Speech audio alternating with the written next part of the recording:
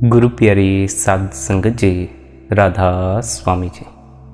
प्यारी साध संगत जी, आप सभी के भीतर बैठे कुल मालिक को प्रणाम, आप सभी को प्रणाम। संगत जी, आज का यह सत्संग बड़ी ही रूहानियत से भरा हुआ सत्संग है। आज के इस सत्संग में यह सवाल लिया गया है, परमात्मा का दर्शन कब होता है, परमात्मा का दर्शन कैसे होता है। सत्संग का एक एक लफ्ज़ ध्यानपूर्वक अंत तक श्रवण करने योग्य है। आप सभी से यही विनती है, आज के इस सत्संग को ध्यानपूर्वक अंत तक श्रवण करें। सत्संग में हमें यह भी समझने को मिलेगा कि हमें ऐसा क्यों कहा जाता है। हमें गुरु के देह स्वरूप से चिपकना नहीं है। गुरु के दर्शन हमारे लिए बड़े लाभदायक होते हैं, पर जब हम गुरु के देह स्वरूप के दर्शन के आदि हो जाते हैं, उनके देह स्वरूप से ही चिपक जाते हैं, तो वही दर्शन हमारी रूहानियत में तरक्की में बाधा बन जाते। ऐसा क्यों होता है, इसके बारे में भी आज के इस सत्संग में आपको विस्तार पूर्वक समझने को मिलेगा। सत्संग को अंत तक जरूर श्रवण करें। आइए इस सवाल की ओर बढ़ते हैं, परमात्मा का दर्शन कब होता है, कैसे होता। संगत जी, सबसे पहले तो हमें इस भेद को समझना होगा, परमात्मा का दर्शन नहीं होता, परमात्मा का अनुभव होता। जब सद्गुरु कहता है परमात्मा का दर्शन करो, तो उनके कहने का अर्थ होता है परमात्मा का अनुभव करो। साधारणतः जीव दर्शन का अर्थ समझता है देख लेना, इसलिए हर जीव के भीतर एक ऐसी आशा पैदा हो जाती है, एक भ्रांति पैदा हो जाती है कि जब उसे परमात्मा का अनुभव होगा तो परमात्मा किसी रूप में आकर उससे मिलेगा। साधारण जीव सोचता है परमात्मा की आंखें होंगी, परमात्मा का चेहरा होगा, उसके भी हाथ पैर होंगे। लेकिन जो संत महात्माओं का असल उपदेश है, उनका उपदेश यह है कि उस कुल मालिक परमात्मा का कोई रंग रूप नहीं है। जो भी जीव उस कुल मालिक को किसी रूप में पूजना शुरू कर देता है, वह परमात्मा के असल स्वरूप से परिचित नहीं हो पाता। परमात्मा एक अनुभव है, उसे अपने भीतर महसूस किया जा सकता है, उसकी मौजूदगी का अनुभव किया जा सकता। अगर हम चाहें कि हम अपने भीतर उतरकर परमात्मा के किसी रूप का दर्शन करें, तो भीतर तो हमें ऐसे शून्य में पहुंचना है जहां किसी तरह का कोई रंग रूप, कोई सैर तमाशा मौजूद न हो।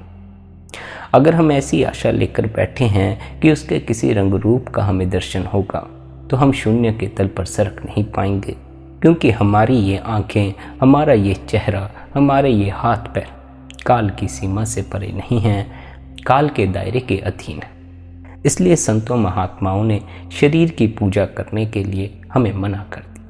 हर संत महात्मा कहता है कि गुरु के आगे दिए मत जलाओ, उसे मत्थे मत टेको, बल्कि उसके उपदेश की पालना करो। शरीर को माथा टेकने से कुछ भी हासिल नहीं होता, क्योंकि शरीर तो मिट्टी है, मिट्टी में मिल जाएगा। इस मिट्टी के पुतले के भीतर जो प्राण है, जो आत्मा है, वह जो परमात्मा है, उसकी झलक अगर जीवन में उपलब्ध हो तो हमें यह शरीर मिलना सौभाग्य की बात हो। पर अगर इस शरीर के मिलने के बावजूद भी हम उस कुल मालिक परमात्मा का अनुभव न कर सके, तो हमारा यह मनुष्य जन्म बर्बाद चला जाएगा।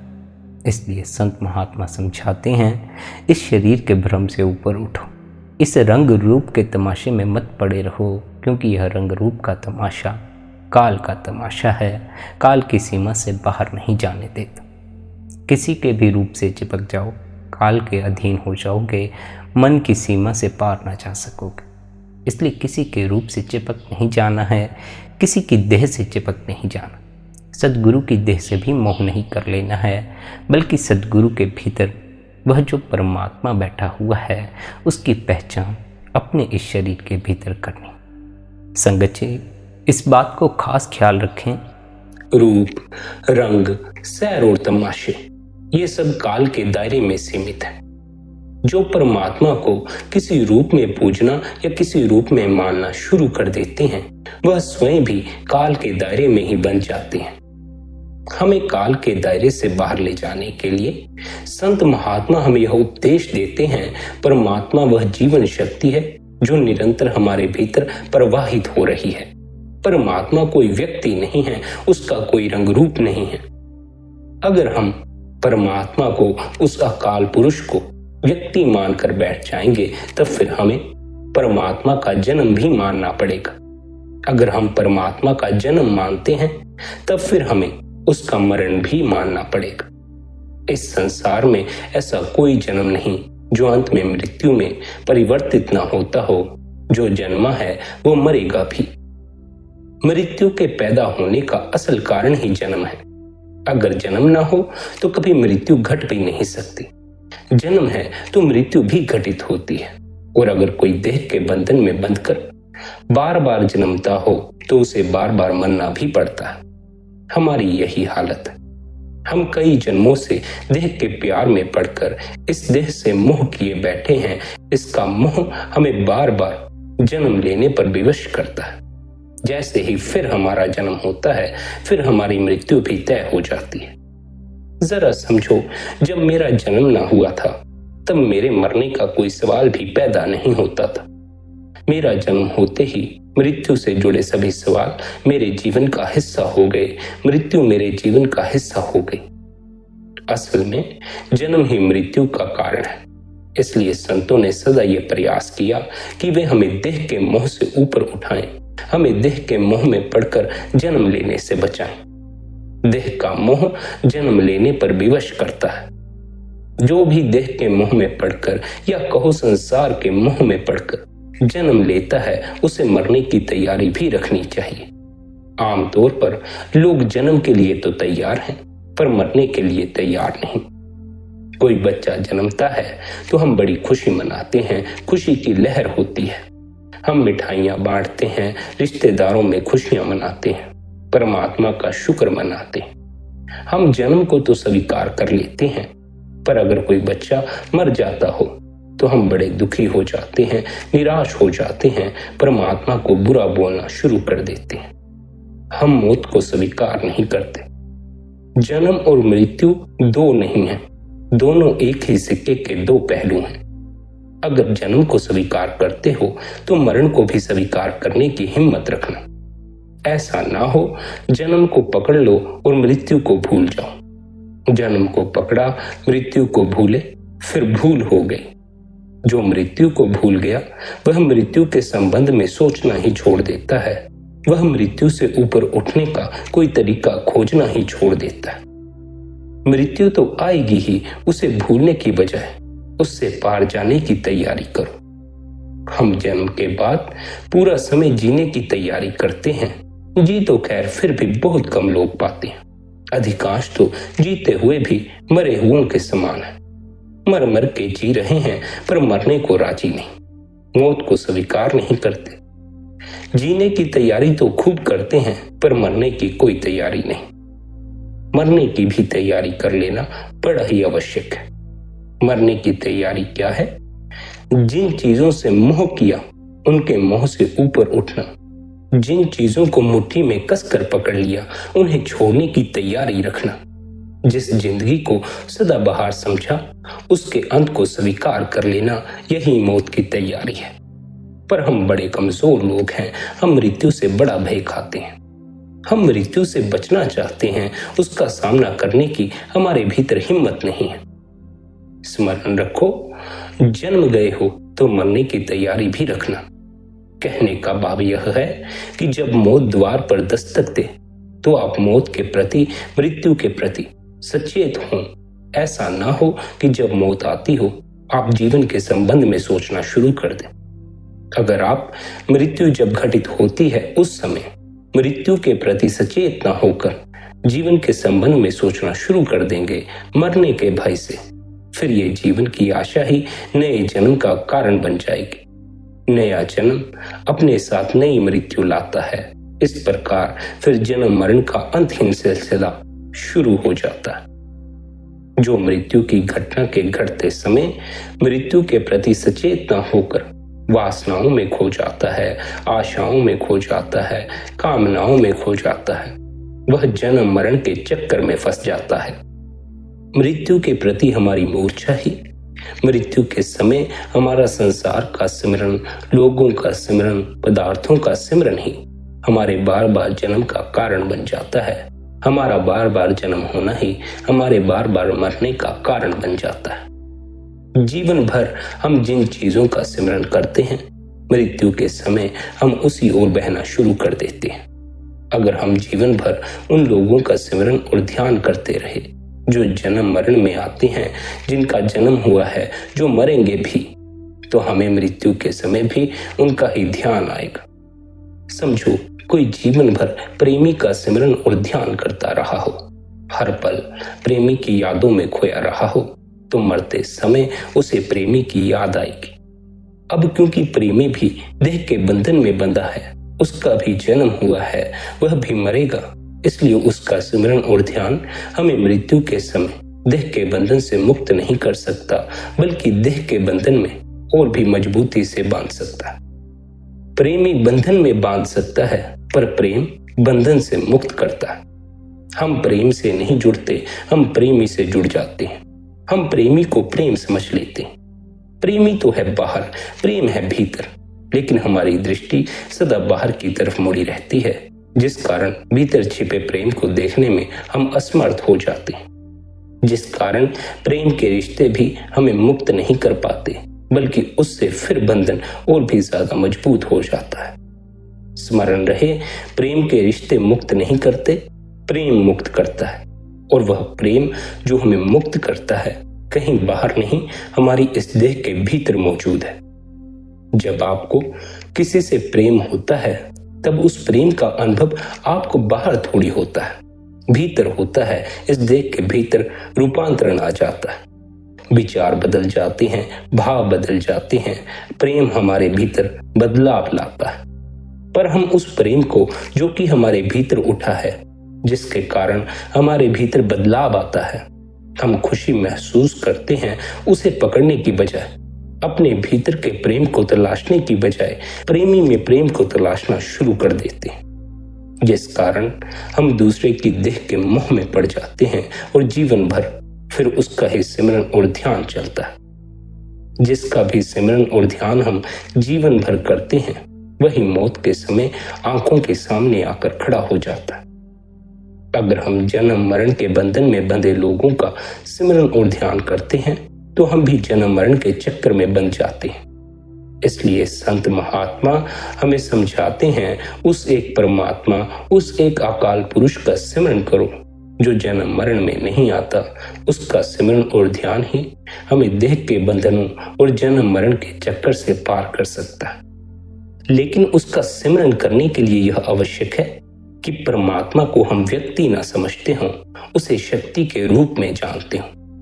अगर हम परमात्मा को व्यक्ति समझते हैं, फिर परमात्मा भी जन्म और मरण में कैद हो जाएगा, फिर उसका सिमरन और ध्यान भी हमें मुक्त नहीं कर पाएगा। ऐसा ही होता है, लोग परमात्मा को व्यक्ति के रूप में पूजना शुरू कर देते हैं, जिस वजह से जीवन भर पूजा पाठ करके भी अंत में वे मुक्ति का अनुभव नहीं करते। परमात्मा कोई व्यक्ति नहीं, परमात्मा तो शक्ति है। इसलिए जब कभी ऐसा कहा जाता है कि भीतर बैठे परमात्मा का दर्शन करो, तो ऐसा मत समझ लेना देह के भीतर कोई परमात्मा बैठा है जिसे भीतर जाकर देखोगे। नहीं, देह के भीतर जो निरंतर ऊर्जा का प्रवाह है, उससे जब हमारा मिलन होता है, वही परमात्मा से मिलन है। जो ताकत, जो शक्ति आपके प्राणों को संचालित करती है, उससे जुड़ना ही परमात्मा से जुड़ना है। उस शक्ति को ही परमात्मा कहा जाता है, क्योंकि वह ताकत, वह शक्ति जो हमारे प्राणों को संचालित करती है, वह भीतर है। इसलिए उससे एक रूप हो जाने के लिए हमें भी भीतर ही उसकी खोज करनी होगी। परमात्मा को व्यक्ति मत समझना। अगर परमात्मा को व्यक्ति समझा, अगर ऐसा करते हो, फिर आप उस परमात्मा का भी स्वरूप बनाकर बैठ जाओगे, जिसका कोई रंग रूप नहीं, जिसका कोई रंग रूप नहीं। अगर कोई उसका रूप बनाकर उसका सिमरन और ध्यान करना शुरू कर दे, फिर वह अपनी असल मंजिल पर पहुंचेगा कैसे?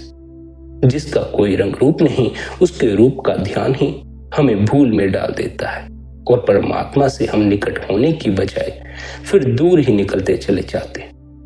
यही कारण है कि हमें ध्यान के समय यह उपदेश दिया जाता है कि अपने ख्याल को अंधकार में टिकाओ, हमें आंखें बंद करके किसी रूप का ध्यान करने को नहीं कहा जाता, बल्कि आंखें बंद करके जो अंधकार नजर आता है उसमें ठहरने को कहा जाता है।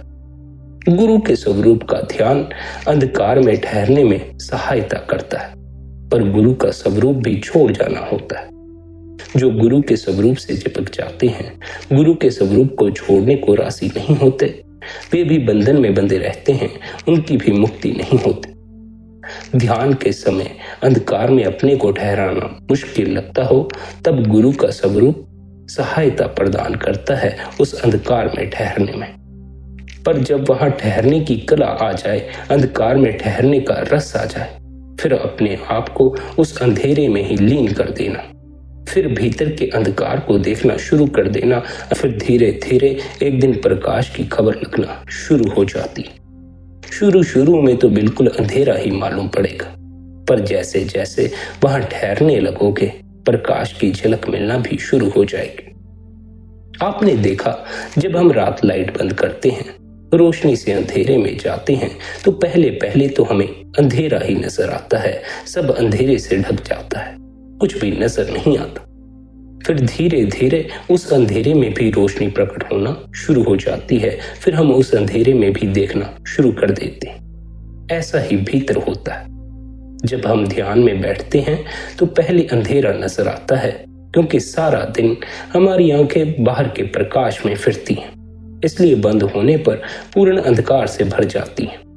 अगर आप उस अंधेरे में अपने ध्यान को टिकाए रखें तो भीतर धीरे धीरे मार्ग साफ होना शुरू हो जाता है, अंधेरे में भी फिर मार्ग नजर आना शुरू हो जाता है।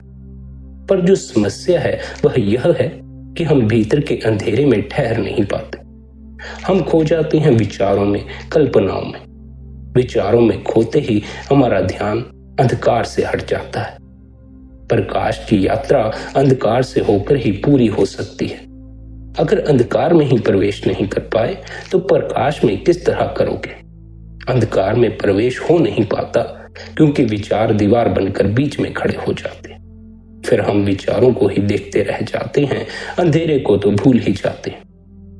गुरु के स्वरूप का ध्यान यहीं आकर हमारी सहायता करता है।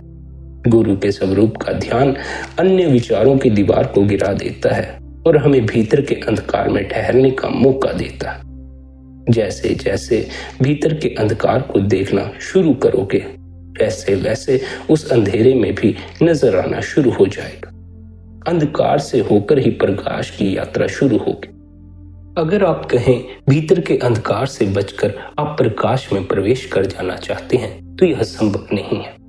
प्रकाश का दर्शन चाहते हो तो जो भीतर अंधकार नजर आता है उससे होकर ही जाना होगा, उसमें ठहरना ही होगा। जैसे जैसे अंधकार में ध्यान टिकेगा, मन की मृत्यु होना शुरू हो जाएगी। पर हमारे मन की मृत्यु नहीं होती। हम अंधकार से अपने ध्यान को हटाकर मन पर ही टिका लेते हैं। मन और भी आगे बढ़ता चला जाता है। अंधकार में हम ठहर नहीं पाते। अंधकार में ठहरो, प्रकाश प्रकट हो जाए। मन पर ही ठहरे रहे तो यह मन अंधकार में प्रवेश न करने देगा। अंधकार में प्रवेश न हुआ तो प्रकाश की खबर न लगेगी। आप खुद ही देख लें, जब हम ध्यान में बैठते हैं, आंखें बंद करते हैं, तो अंधेरा भी कभी कभार किसी किसी को ही नजर आता है। बहुत से जीव तो मन में ही खोए रहते हैं, ख्यालों में ही खोए रहते हैं। ये खोए रहना हमें कहीं नहीं पहुंचा सकता, ना परमात्मा तक, ना आत्मा तक, ना प्रकाश तक, ना अंधकार तक। ये विचार हमारे भीतर इतनी तीव्रता से दौड़ते हैं कि हम भीतर के अंधकार को देखने में भी असमर्थ हो जाते हैं। अगर हमारे भीतर ये विचार न चलते हों तो फिर हमारे भीतर सिवाय अंधकार के कुछ ना बचेगा।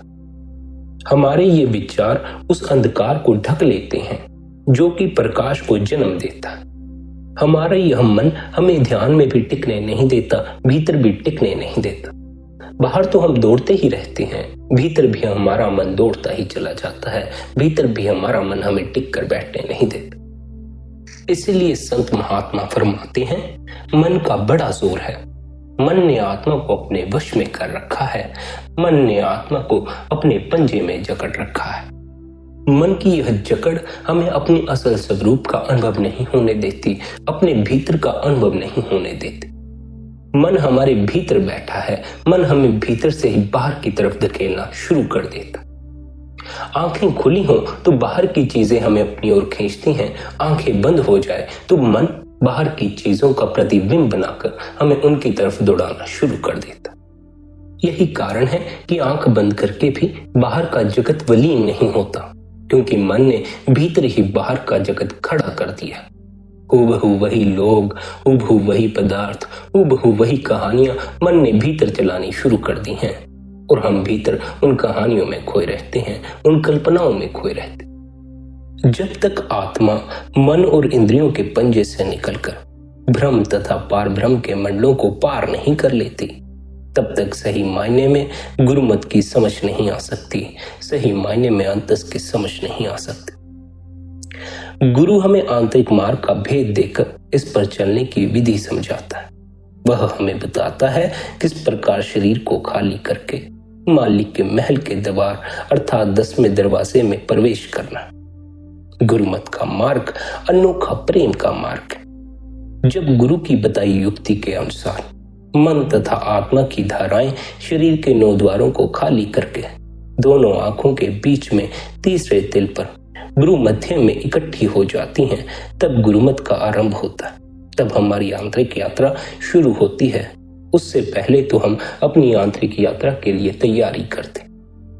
जब हम मन और आत्मा को इस केंद्र यानी तीसरे तिल से नीचे रहने देते हैं, तो हम असल में उन्हें बाहर भटकने और अपने अमूल्य समय तथा शक्ति को नष्ट करने की छूट दे देते। जब हम अभ्यास करके मन और आत्मा को अष्टदल कमल यानी तीसरे तिल पर केंद्रित कर लेते हैं, तो उस स्थान पर लगातार हो रहे अनहद शब्द रूपी दिव्य संगीत को भी सुनना शुरू कर देते। उस अनहद शब्द से जुड़कर आत्मा परमात्मा के शब्द की ओर खींचती है। तब उसकी अंतर में ऊपर की ओर उन्नति होना शुरू हो जाती है।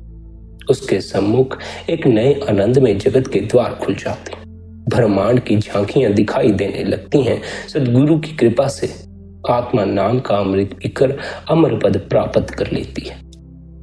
जो आत्मा माया में संसार की झूठी नाशवान तृष्णाओं के कारण व्याकुल रहती थी, उसको नाम का अमृत पीकर अपने आप का ज्ञान होने लगता है और वह नाम रूपी अमृत का आनंद लेने लगती है। जब तक हमारी आत्मा सोई हुई है, हमारा मन मालिक बना हुआ है। जब तक हमारे इस शरीर रूपी घर का मालिक मन बना हुआ है, तब तक काम, क्रोध, लोभ, मोह और अहंकार ये 5 चोर भी इस घर को लूटते रहते हैं। इस शरीर रूपी घर का असली मालिक आत्मा है। अगर वह जागे नहीं तो ये 5 चोर इसकी सारी ताकत को लूट लेते हैं। फिर इस शरीर रूपी घर को खंडर बनने में ज्यादा समय नहीं लगता। घर के मालिक के जागने पर 5 चोर भाग जाते हैं। कहने का अर्थ है, जब हमारी आत्मा जागृत होना शुरू होती है, ये 5 चोर काम, क्रोध, लोभ, मोह और अहंकार जो हमारी शक्ति को पी जाते हैं, इनका फिर कोई बस नहीं चलता। जब तक घर पर इन 5 शत्रुओं का अधिकार रहता है, आत्मा निर्बल और विवश बंधी की तरह होती है। ये शत्रु तभी पीछा छोड़ते हैं जब घर का मालिक इन्हें निकाल देने पर तुल जाता है। जो शब्द आत्मा के लिए जीवनदाता अमृत है, वह इन 5 दुष्टों के लिए विष का काम करता है। ये विकार भाग जाते हैं और इनके विरोधी गुण इनका स्थान ग्रहण कर लेते हैं। काम के चले जाने से संयम आ जाता है। क्रोध के स्थान पर क्षमा आ जाती है। लोभ के स्थान पर संतोष आ जाता है। मोह के स्थान पर विवेक आ जाता है और अहंकार के स्थान पर नम्रता और दीनता आ जाती है। वह मन जो बेकार की वस्तुओं के पीछे भागता था, जिसकी आशाओं अभिलाषाओं का अंत ना था, वह भी इस नाम के अमृत को पीकर शांत और संतुष्ट हो जाता है। फिर आत्मा सब बंधनों से मुक्त होकर अपने निज घर की ओर अपनी उड़ान भरती है। वह नाम की मधुर शब्द धुन के सहारे गुरु की दया मेहर से महीनों का मार्ग कुछ दिनों में ही पार कर लेती है। उसे यह विषय विकारों से भरा मृत्यु लोक फिर पराया देश लगने लगता है और अंदर के स्थान सब देश लगने लगते हैं। जब अंदर के रूहानी मंडलों में आत्मा घंटे और शंख की आवाज को सुनती है, तो इसकी मलिनता धुलनी शुरू हो जाती है। तथा अंतर का कमल जो उल्टा पड़ा था वह सीधा हो जाता है। तब फिर आत्मा तेजी से ऊपर की तरफ बढ़ती है और दूर से आ रही दिव्य ज्योति की गोंद उसे दिखाई देने लगती है। वह प्रकाश जो भीतर मौजूद है नजर आना शुरू हो जाता है। सहस्त्रदल कमल का द्वार खुल जाता है। इस कमल की 1000 पंखुड़ियां हैं जिनमें से दिव्य प्रकाश चमकता है। यह गुरुमत की पहली मंजिल है, जबकि संसार के कई धर्मों की यही आखिरी और सबसे ऊंची मंजिल है। यह सूक्ष्म जगत के स्वामी निरंजन का स्थान है। सहस्त्रदल कमल अथवा सहस्त्रार चक्र के पश्चात ब्रह्म का देश आता है। ब्रह्म दूसरे रूहानी मंडल त्रिकुटी का स्वामी है। यही संसार का रचयिता, पालन करता और संहार करता है।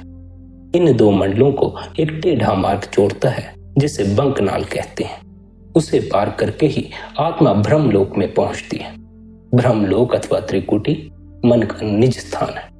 यहाँ पहुंचने पर मन के सब विकार दूर हो जाते हैं और मन अपने स्रोत ब्रह्म में लीन हो जाता है। आत्मा इसके पंजे से आजाद हो जाती है। आत्मा को बहुत लंबे समय तक त्रिकुटी में निवास करना पड़ता है। यहाँ संचित कर्मों का भंडार है और जब तक ये कर्म समाप्त नहीं हो जाते आत्मा आगे नहीं जा सकती। जिस प्रकार गेहूं के दाने निकालने वाली मशीन दानों को कंकड़, धूल तथा भूसी से अलग कर देती है, वैसे ही त्रिकुटी में आत्मा का सारा मैल धुल जाता है। आत्मा के विकास का यह ऐसा दिव्य स्थान है जिसका शब्दों में वर्णन नहीं किया जा सकता। जैसे अजगर दूर से ही अपने शिकार को खींच लेता है, वैसे ही त्रिकुटी की शब्द धुन आत्मा को अपनी ओर खींचती है। यह बात भी समझ लेना आवश्यक है, जब तक साधक शब्द या नाम के साथ नहीं जुड़ता उसका अहम नष्ट नहीं होता। जब तक हम अपने भीतर सर्प नहीं जाते हमारा अहम नष्ट नहीं हो। इसका परिणाम यह होता है कि वह दुखों और बंधनों से मुक्त नहीं हो पाता। दान, पुण्य, हठ कर्म, जप तप, पूजा पाठ आदि उसे आवागमन के चक्कर से नहीं छुड़ा सकते। फल की इच्छा से किए गए शुभ कर्म सोने की बेड़ियों के समान हैं तथा अशुभ कर्म लोहे की जंजीरों के समान हैं। दोनों प्रकार के कर्म हमें जन्म मरण की जेल में कैद रखते हैं। इसलिए साधक को यह निर्णय करना है कि वह 9 द्वारों में ही फंसा रहना चाहता है या इनसे निकलना चाहता है। इस मार्ग पर आपसे किसी तरह की कोई जोर जबरदस्ती नहीं है। अगर आप नहीं चाहते 9 द्वारों से अपने ख्याल को बाहर निकालना तो भी आपकी मौज है। अगर आप अपने ख्याल को 9 द्वारों से बाहर निकालना चाहते हैं तो भी आपकी मौज है। बस इस बात का ख्याल रखना, 9 द्वारों में भटकने से दुख ही निर्मित होता। संत महात्मा हमारे दुख को नहीं देख पाते, इसलिए संत महात्मा हमें इस दुख से ऊपर उठने का तरीका समझाते हैं। इस दुख से ऊपर उठने के लिए हमें नाम से जुड़ने का उपदेश देते हैं, भीतर सरकने का उपदेश देते हैं, भीतर जो प्रकाश है उसका दर्शन करने का उपदेश देते हैं। संत महात्मा हमें दुखों से बचाना चाहते, पर अगर हम दुखों में पड़े रहना चाहते हैं फिर हमें गुरुओं के उपदेश को सुनने की कोई आवश्यकता नहीं। बहुत से लोग हैं जो संतों के उपदेश को सुनते नहीं, समझते नहीं, उनके उपदेश की पालना नहीं करते। बहुत से लोग हैं जो दुखों में ही पड़े रहना पसंद करते हैं। बहुत से लोग हैं जो 9 द्वारों में ही भटकना पसंद करते। आप सभी से अगर यह कहा जाता है कि आप 9 द्वारों से अपने ख्याल को निकालें तो केवल इसलिए कहा जाता है क्योंकि आप में भी बहुत सारे ऐसे जीव हैं जो दुखी हैं, परेशान हैं। बहुत से जीव कमेंट कर देते हैं या मैसेज कर देते हैं कि हमें यह दुख है, वह दुख। दुखों की अंतहीन श्रृंखला है। सभी रो रहे हैं, सभी पीड़ित। इस बात को ख्याल रखो, किसी के हाथ में किसी के दुखों को दूर करना नहीं है, आपके अपने हाथ में है। आप अपने भीतर जब सरक जाएंगे आपके दुख दूर हो जाएंगे। बार बार हर सत्संग द्वारा आपको यह उपदेश दिया जाता है। यह उपदेश देने का, बार बार सत्संगों में यही दोहराने का केवल और केवल यही मकसद है कि किसी दिन आप इस ओर गौर करें और यह विचार करें कि बाहर भटक कर, 9 द्वारों में भटक कर सिर्फ और सिर्फ दुख इकट्ठा हो रहा है। जिस दिन आपको यह ख्याल आ गया कि बाहर भटक कर दुख ही इकट्ठा हो रहा है, उस दिन आप भीतर मुड़ने के लिए राजी हो जाएंगे। आप भीतर मुड़ने को राजी नहीं हैं। संत महात्मा तो अनेक प्रयास करते हैं, अनेक सत्संगों द्वारा अनेक उपदेश देकर यह कोशिश करते हैं कि वे हमें अपने भीतर की तरफ मोड़ सके। हमारी ऐसी दृष्टि बाहर मुखी हुई है कि हम बाहर ही बाहर भटके जा रहे हैं। 9 द्वारों में ही हम बार बार भटकते रहते। दुख की बात तो यह है कि हम इंद्रियों के भोगों से मुंह नहीं मोड़ते, जबकि हम यह जानते हैं कि इंद्रियों के भोग ही हमारे दुख का कारण बनते जा रहे हैं। यह जानते हुए कि बाहर से दुख निर्मित होता है, भीतर अमृत बरसता है, हम भीतर नहीं मुड़ते। यहीं से हमारी मूर्छा का पता चल जाता है, यहीं से पता चल जाता है हम किस कदर सोए हुए हैं। हम इस कदर सोए हुए हैं कि उपदेश को सुनकर, उपदेश को समझकर भी भीतर नहीं मुड़ते। उपदेश को सुनकर, उपदेश को समझकर भी हम बाहर ही बाहर भटकते रहते। सत्संग में जाते हैं, सत्संग सुनते हैं, सत्संग में उपदेश दिया जाता है भीतर की तरफ मुड़ो। सत्संग खत्म होता है, बस फिर हम उन्हीं बातों, उन्हीं विचारों, उन्हीं वासनाओं में घिरे हुए होते। अबल तो सत्संग के समय भी हमारा सारा ख्याल बाहर ही बाहर होता है, भीतर से हम सत्संग के समय भी नहीं जुड़े होते। सत्संग में बैठे होते हैं लेकिन भीतर अलग ही तरह के विचार चल रहे होते। सत्संग में बैठकर भी हम इंद्रियों के भोगों के आशिक बने बैठे होते। आखिर इसके पीछे क्या कारण है कि सत्संग में बैठने के बावजूद भी, सत्संग सुनते हुए भी हमारा मन कहीं और ही होता है, यहाँ वहां भटकता रहता है, हमें बार बार बाहर की ओर धकेलता।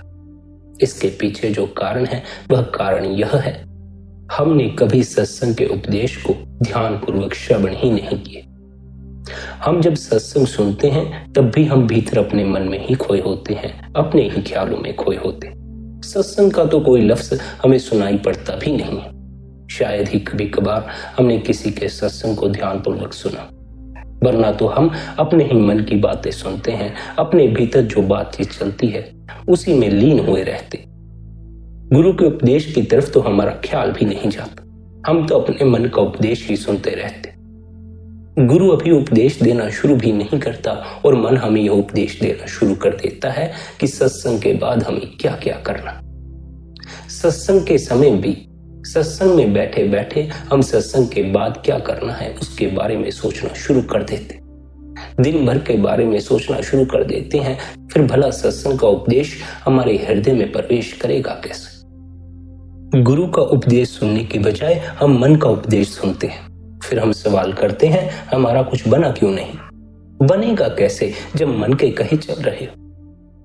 ख्याल रखना, जो मन के कहे चलते हैं वे बड़ी दूर निकल जाते हैं, इतनी दूर निकल जाते हैं कि फिर उस दूरी से परमात्मा का नजर आना ही बंद हो जाता।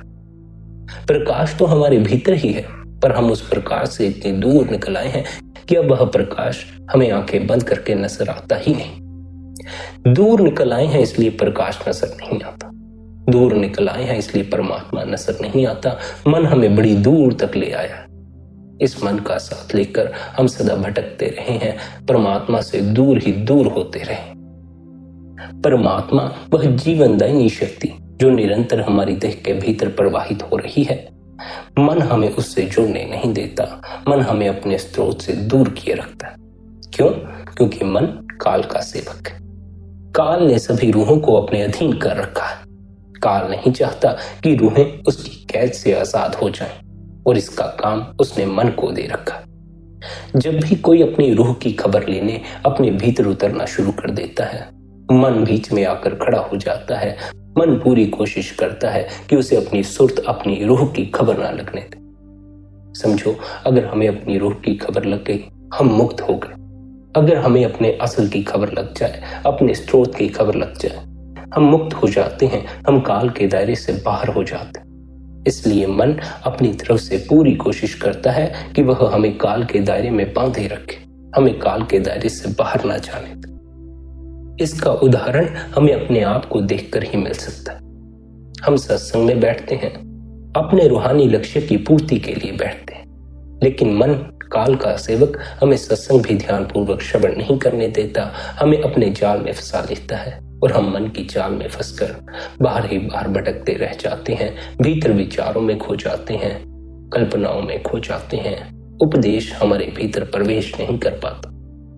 कोई अगर ध्यान पूर्वक सत्संग को श्रवण कर ले, गुरु द्वारा दिए जा रहे उपदेश को अपने हृदय में उतरने दे, तो उसे यह समझ भी आ जाएगी कि बाहर से जितना भी वह प्रयास करेगा, उतना ही वह दुख को इकट्ठा करता जाएगा।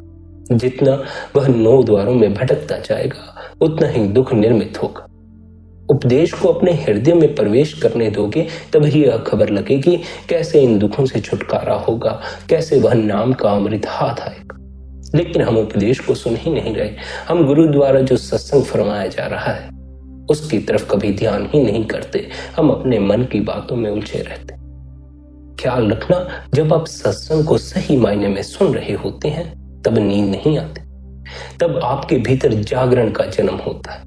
लेकिन जब आप सत्संग को नहीं सुन रहे होते, अपने मन से बातचीत कर रहे होते हैं, तब फिर आप मन से बातचीत करते करते इतने थक जाते हैं कि आपको नींद आ जाती। नींद कोई बुरी बात नहीं है, बस यह ख्याल रखना, सोना मुक्ति नहीं है, जागरण मुक्ति है। सोते ही रहे तो उस तल की खबर ना लगेगी जिस तल पर नींद के समय प्रवेश कर जाते। उस तल की खबर तो केवल जागरण के समय ही उपलब्ध हो सकती है। उस तल का पता तो जागरण में ही चल सकता। इसलिए संत महात्मा क्या उपदेश देते हैं? संत महात्मा हमें यह उपदेश देते हैं, जागो प्यारे जागो। जाग कर ही हमें असल की खबर लग सकती है। लेकिन यह जागरण बड़ा ही आंतरिक जागरण है। यह जागरण आत्मा का जागरण है। आत्मा सोई हुई है, मन जागा हुआ है। मन अपनी गतिविधियां करता रहता है, मन अपनी चाल चलता रहता है। जब तक आत्मा सोई हुई है मन अपनी चाल चलता ही रहेगा। आत्मा के जागृत होने पर मन अपनी चाल चलना बंद कर देता है। आत्मा के जागृत होने पर मन अपना हुक्म चलाना बंद कर देता है। फिर मन आत्मा का हुक्म मानना शुरू कर देता है। आत्मा का जागरण तभी शुरू हो सकता है जब आप अपने को विचार ना समझते हो, अपने को शरीर ना समझते हो, अपने को इंद्रियों के भोग ना समझते हो। भोगों में ही लिप्त रहे तो आत्मा की खबर ना लग सकेगी, आत्मा का जागरण ना हो सकेगा। फिर तो मन ही मालिक बना रहेगा और मन अपनी चाल चलता रहेगा, काल के दायरे में बांधे रखेगा। और मन ऐसा करने में पूरी तरह समर्थ है। मन ने न जाने कितने जीवों को काल के दायरे में बांध कर रखा। मन ने गुरु की शरण में जाने वाले जीवों तक को, गुरु से नाम लेने वाले जीवों तक को काल के दायरे में बांध कर रखा हुआ है। गुरु से नाम लेकर भी, गुरु से अभ्यास की युक्ति लेकर भी जीव काल के दायरे से पार नहीं हो सका। कारण क्या है? कारण यही है कि जीव उपदेश को सही से सुनता ही नहीं, उसे असल उपदेश की समझ ही नहीं। सुनना चाहिए उपदेश को, सुनता है मन की बातें। सत्संग के दौरान भी मन तो भीतर चलता ही रहता, सत्संग की तरफ फिर ध्यान जाता ही नहीं है, मन की बातों की तरफ ही जाता। मन क्या कहता है हम उसके पीछे ही लगे रहते। सत्संग तो आधे पौने घंटे में खत्म हो जाता है, पर हमारे मन की बातचीत पूरा दिन चलती है, सारा दिन चलती रहती है, यह कभी नहीं चुप होती। मन के इस शोर में ही पड़े रहे तो अपने जीवन को यूं ही गवा बैठोगे। फिर सत्य की खबर ना लग सकेगी, असल की खबर ना लग सकेगी। मन के पीछे मत भागो, मन के वश में मत हो जाओ, मन को अपने वश में करो। मन को वश में करने का सरल और सहज तरीका केवल और केवल यही है कि आप अपने को मन मत समझो। आप मन नहीं हो, आप शरीर नहीं हो, आपका असल स्वरूप आत्मा है। लेकिन यह स्वीकार करना बड़ा ही कठिन हो जाता है कि मैं मन नहीं हूं। हमने तो जिंदगी भर अपने आप को मन समझा। अब एक एक क्षण में हम यह नहीं स्वीकार कर पाते कि हम यह मन नहीं। हमें तो हमारा होना मन का होना ही लगता। हमें तो ये इच्छाएं जो मन पैदा करता है अपनी इच्छाएं ही मालूम पड़ती हैं। हमें तो यह वासनाएं जिनके पीछे मन दौड़ता है अपनी वासनाएं ही लगती। इसलिए हम भूल में पड़ जाते। हम मन द्वारा खड़ी की गई इच्छाओं और वासनाओं को अपना समझ लेते हैं और इनके पीछे दौड़ना शुरू कर देते। ये वासनाएं और इच्छाएं मन द्वारा खड़ी की जा रही हैं। मन हम नहीं हैं, हमारा असल स्वरूप आत्मा है। हमें मन के पीछे नहीं लगना चाहिए, हमें अपने असल स्वरूप में ठहरना सीखना चाहिए। संत महात्मा इस संसार में इसीलिए आते हैं ताकि वे हमें अपने आप को ठहरने की कला सिखा सकें। हमें ठहरना नहीं आता, हम अपने स्वयं में ठहर नहीं पाते, ना ही हम ध्यान करते समय आंखें बंद करके जो अंधकार हमें नजर आता है उसमें ठहर पाते। हम बस भागते रहते हैं, दौड़ में पड़े रहते हैं। केवल और केवल दौड़ने की कला ही हमें आती है। इसलिए उस परमात्मा को संत महात्माओं का रूप धारण करके इस संसार में आना पड़ता है, ताकि वह हमें सच्चा और असल उपदेश दे सके। सच्चा और असल उपदेश क्या है? सच्चा और असल उपदेश यह है कि हम मन नहीं, इसलिए मन के द्वारा खड़ी की जा रही इच्छाओं और वासनाओं को अपना समझ लेना, अपनी इच्छाएं और वासनाएं समझ लेना हमारी सबसे बड़ी भूल है। हमारा मन से अलग एक अस्तित्व है, हमें अपने उस अस्तित्व की खबर लेनी चाहिए। उसकी खबर हमें लग नहीं पाती, हम कोशिश करते हैं कि उसे जाने, हम जान नहीं पाते। उसे जनवाने के लिए ही, हम अपने असल में प्रवेश कर सकें, उसके लिए ही संत महात्मा इस संसार में आते हैं और हमें अभ्यास की युक्ति देते हैं। कोई संत महात्मा हमें भीतर उतरने के लिए, भीतर के अनुभव के लिए स्वास्थ्य की युक्ति देता है, कोई 5 नाम की युक्ति देता है, कोई हमें कोई और तरीका समझाता है। हमें जो तरीका, जो ढंग अच्छा लगता हो, जिस अभ्यास को करना हमारे लिए सुगम हो, हमें उस मार्ग पर चलना चाहिए। बस इस बात का ख्याल रखना, जितनी भी युक्तियां, जितने भी साधन हम अपना रहे हैं, ये सभी साधन हमें भीतर का अनुभव दे सकते हैं, पर अगर हमें भीतर सदा के लिए प्रवेश करना है तो हमें प्रत्येक युक्ति, प्रत्येक साधन को छोड़ देना होगा। जो भी तरीका हम भीतर उतरने के लिए अपना रहे हैं, हमें भीतर उतरने के लिए उसे अंत में छोड़ना पड़ता। क्यों छोड़ना पड़ता है? अभ्यास करना तो सिर्फ इसलिए है कि हमें कभी ना कभी भीतर का कोई अनुभव हाथ लग जाए, भीतर की कोई झलक मिल जाए, भीतर का अनुभव हाथ लग जाए, झलक मिल जाए, फिर उस अनुभव के सहारे, उस झलक के सहारे हमें भीतर उतरना शुरू कर देना। जैसे किसी को अभ्यास द्वारा शब्द धुन सुनाई पड़ना शुरू हो गई, तो फिर वह उस भीतर के अनुभव को पकड़े, ना कि फिर अभ्यास पर ही टिका रह जाए। हमें किसी भी तरीके या किसी भी साधना से बंद नहीं जाना। केवल और केवल इसलिए हम साधना अपना रहे हैं, केवल और केवल इसीलिए हम अभ्यास कर रहे हैं क्योंकि हमें भीतर का कोई अनुभव नहीं। एक भी अनुभव हाथ आ जाए तो हमें उस अनुभव को पकड़ना है जो अनुभव भीतर से पैदा हुआ है, क्योंकि जो अनुभव भीतर से पैदा हुआ है, जो भीतर से अनुभव हमारे हाथ आया है, उसे पकड़कर ही हम भीतर उतर सकते हैं, सदा के लिए भीतर उस स्रोत पर पहुंच सकते हैं जहां से वह प्रकट हुआ।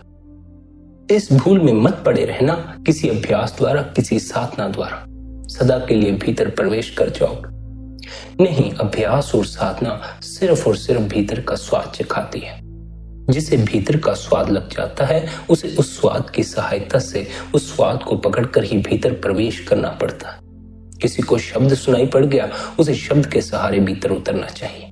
किसी को प्रकाश नजर आ गया, उसे प्रकाश के सहारे भीतर उतरना चाहिए। किसी को भीतर का कोई और अनुभव लग गया, उसे उस अनुभव को पकड़कर भीतर उतरना। भीतर उतरने के लिए भीतर की चीज की ही सहायता लेनी पड़ती। जो भीतर है वही हमें भीतर की तरफ खींच सकता। युक्तियां और साधनाएं सभी बाहर ही रह जाती, बस ये हमें भीतर की झलक दिखाने का काम करती। भीतर की झलक फिर हमें अथाह में प्रवेश करने में सहायता करती है, हमारी मदद करती। यही कारण है कि संत महात्मा हमें उपदेश देते हैं, निरंतर भजन बंदगी करो, निरंतर ध्यान करो। क्यों करो? ताकि कभी ना कभी भीतर का कोई अनुभव हाथ आ जाए। एक भी अनुभव हाथ आ जाए, फिर बस उस अनुभव को पकड़कर भीतर उतरते चले जाना। जो शब्द के मार्ग पर चले हुए हैं, शब्द धुन का जिनका मार्ग है, वे जब निरंतर अभ्यास द्वारा शब्द के उस अनुभव को पकड़ लेते हैं, शब्द की उस ध्वनि को भीतर से पकड़ लेते हैं, फिर उन्हें भी गुरु द्वारा यही उपदेश दिया जाता है, अब इस शब्द की ध्वनि में अपनी सुर्त को लीन कर दो। गुरु भी यह नहीं कहता कि आप अभ्यास पर ही टिके रह जाओ या यह अभ्यास ही आपको जीवन भर करना। नहीं, गुरु भी आपसे यही कहता है, अभ्यास की सहायता से शब्द की धुन को सुन लो। जब शब्द की धुन सुनाई पड़ना शुरू हो जाए तो वह भीतर का अनुभव हो गया। फिर उस भीतर के अनुभव को हमें पकड़ना है, फिर उस शब्द की ध्वनि को हमें पकड़ना है। कहने का अर्थ है उस शब्द की ध्वनि को सुनना हमें शुरू कर देना है, उसमें अपनी सुर्त को लीन कर देना। फिर हमें अभ्यास करने की कोई जरूरत नहीं रह जाती, फिर हमें किसी भी साधना को अपनाने की कोई जरूरत नहीं रह जाती। भीतर का अनुभव हाथ आ जाए, फिर सभी साधनाएं व्यर्थ हो जाती हैं। फिर वह भीतर का अनुभव ही साधना हो जाता है। फिर उस अनुभव को पकड़कर ही हम भीतर सरकते चले जाते हैं और भीतर बड़े गहरे में उतर जाते हैं। उस गहराई में उतर जाते हैं जिस गहराई में उतरकर हमें अपने असल की खबर लगती है, अपने असल स्रोत की खबर लगती है, अपनी आत्मा उस परमात्मा की खबर लगती। इसलिए प्यारी साध संगत जी, अगर आपको भीतर का कोई अनुभव नहीं हुआ है तो आप अपने गुरु द्वारा बताया हुआ अभ्यास करें। वह अभ्यास इसीलिए आप कर रहे हैं ताकि आपको भीतर का कोई अनुभव हो जाए। फिर आपको उस अनुभव को पकड़कर आगे से आगे गति करनी है। फिर आपका अभ्यास भी छूट जाएगा, फिर आपके सारे साधन भी छूट जाएंगे। अगर आपके पास भीतर का कोई अनुभव है, शब्द आपको सुनाई पड़ता है, प्रकाश दिखाई पड़ता है, तब फिर आप शब्द को सुनते रहें। फिर आपको कुछ और करने की जरूरत नहीं। आप शब्द को सुनते सुनते ही परमात्मा तक पहुंच जाएंगे, अपने असल स्रोत तक पहुंच जाएंगे। प्रकाश को देखते देखते ही आप अपने असल से एक रूप हो जाएंगे, परमात्मा से एक रूप हो जाएंगे और परमात्मा का ही रूप हो जाएंगे। जिन्हें भीतर का कोई अनुभव हाथ नहीं लगा, वे निरंतर गुरु द्वारा दिया अभ्यास करें, निरंतर वचनबंदगी करें, निरंतर ध्यान में बैठे। संगत जी, आज के इस सत्संग को यहीं विश्राम देते हैं। यदि आज का यह सत्संग आपको अच्छा लगा हो तो आज के इस सत्संग को आप अपने मित्रों और संबंधियों के साथ शेयर भी कर सकते हैं। बाकी आपकी अपनी मौज है। अपना ख्याल रखें, सबके प्रति भीतर भले की कामना रखें। इतने प्रेम और प्यार से अपने सत्संग को सुना, उसके लिए आप सभी का धन्यवाद। राधा स्वामी जी।